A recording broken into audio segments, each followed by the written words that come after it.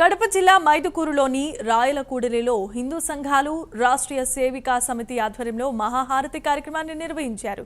ఈ కార్యక్రమానికి ముఖ్య అతిథులుగా అచలానంద ఆశ్రమ పీఠాధిపతి విరంజనానంద స్వామి, ఈశ్వరీదేవి మఠం పీఠాధిపతి శివకుమార్ స్వామి హాజరయ్యారు. ఈ మహాహారతిని తిలకించేందుకు మహిళలు అధిక సంఖ్యలో తరలివచ్చారు.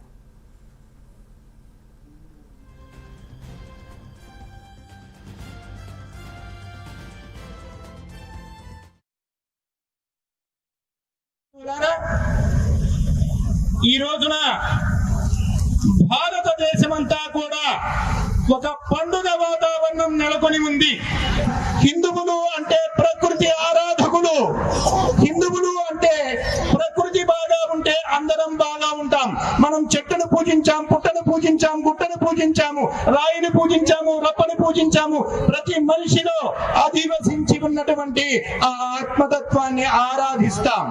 దానికోసమే ఈ రోజు ప్రకృతికి మనం హారతి ఇస్తున్నాం, మహాహారతి ఇస్తున్నాం. సూర్యుడికి అత్యంత ప్రీతిపాత్రమైన మహావిష్ణువుకి ఇష్టమైనటువంటి మహాదేవునికి ప్రీతికరమైనటువంటి అమ్మవారికి అత్యంత ఇష్టమైనటువంటి ఈ మాఘమాసంలో ముందుగా మనం తులసిమాతను ఆరాధించుకున్నాం. తులసిమాత ఆరాధన ద్వారా గృహ సంబంధమైనటువంటి సమస్యలన్నీ పరిష్కారం అవుతాయని చెప్పి మన పెద్దలు చెప్తూ ఉంటారు. ఆత్మబంధువులారా,